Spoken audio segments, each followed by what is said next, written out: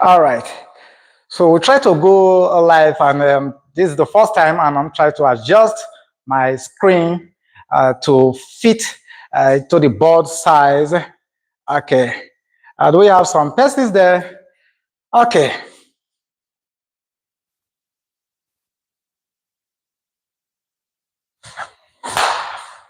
All right. So I believe everyone can hear me, right? Can you hear me? All right. So if you can hear me, let's solve this challenge here. The question is solve for x log x to the power of 1 all over 2, which is half, and is equal to bracket open log x close bracket all raised to the power of 1 all over 2. So how do we get 3 possible values to x in this challenge here?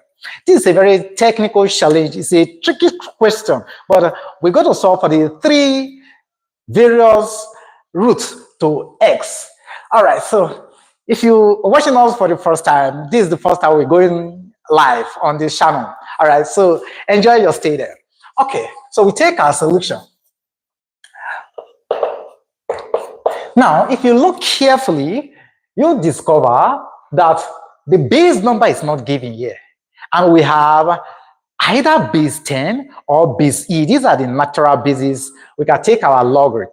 Okay, so we're going to take the first one to be base 10. So assuming, we're going to take here, assuming this is log to base 10. Okay, if we have our log x to base 10, then we're going to take this as the first method. All right, so we're going to write this expression here. This is going to give us our log x to the power of 1 all over 2 base 10. This is equal to, bracket open, then log x to the base 10 all raised to the power of 1 all over 2. Now that we'll pick the first one, that is to base 10. So how do we evaluate this? Now let's look at this here now. We're going to apply a common law in logarithm, which is called the power law of logarithm. Okay, then because if you look at this half here, this half is affecting only this quantity x. Meanwhile, this half is affecting both the log base 10 here, right? So what do we do here now? We apply the law by moving this 1 all over 2 backward here, right? Okay, so the law says that if you have your log, let's take log a to the power of b, this is to base 10, then we have to move this back here. And if we do this, this is going to give us b times our log a base 10, right? Good. Same thing we're going to do here now. We have to apply that here and move this to this side.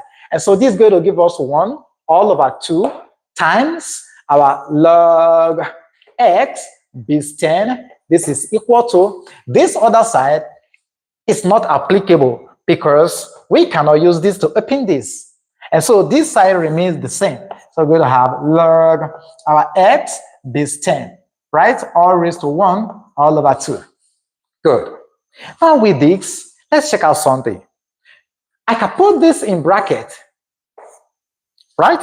Good. And I have same quantity on this other side. So we're going to do a simple substitution here now. So let's pick a closer alphabet to our x. So yeah, let's say here, let our log x base 10 be equal to ry. So wherever we see log x base 10, we put in y in there, right? Good. So this is going to give us here, or this now implies our 1 all over 2 times ry. This is equal to our y raised to 1 all over 2. Easy. Here we have a fraction. Whenever you have a fraction of this kind, eliminate this denominator by multiply by that same denominator. How? We're going to multiply both sides of this equation by 2. So this is going to give us times 2. We do same to this other side, 1 all over 2 as the power times 2. So this will leave the system. So let's continue on this side. Then on the left-hand side, we are left with ry will now be equal to 2 y to the power of 1 all over 2. Easy. Now, let's look at this carefully. We have to eliminate the 1 all over 2, which is the radical. And it is a square root radical. So to eliminate this square root radical, we just have to take the square of both sides of the equation. So we raise this to power 2. We equally raise everything here to power 2. When we do that, we are going to distribute this power among this quantity or into the quantities we have inside these very brackets. Okay, so this is going to give us x to the power of 2. This is equal to our 4 then times our y. Easy. Then we move this quantity on the right hand side to the left hand side. And this is going to give us y to the power of 2. Then minus our 4y, everything will be equal to 0. So this is a quadratic equation where we have to solve for 2 values of our y. So in this case here, like I normally tell my viewers, is that at this point, never you divide by y. Because if you do so, you are going to eliminate one of the roots. But here we have to solve for 2, okay? Because we are having 2 as the power there. Okay, so from here, we now factor out y. So if we factor out y here, we are now left with y, then minus 4 equal to 0. Good.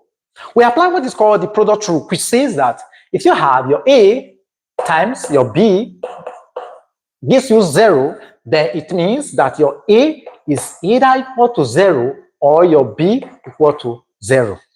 So with this rule, we can equate this to 0, equate this to 0. So we're going to take our case 1. Now in our case 1, we have y is equal to 0. Easy. So let's quickly substitute the value of y. Where we made a substitution. Where is the place here? We said let log x base 10 be equal to y. So we're going to replace that here. So if we put that here, this is going to give us log our x base 10 is equal to 0. Look at the right hand side of the equation. I'm going to introduce log to base 10 in there. Remember the law of logarithm, which says that your log 1 base 10 is equal to 0. We are all familiar with this, right? Good. So I can rewrite this left hand side to be log 1 base 10. So we now end up having log x base 10. This is equal to our log 1 base 10. Easy. So we're having log base 10, log base 10. So what happened? These two will leave the system. So we're now left with x is equal to 1.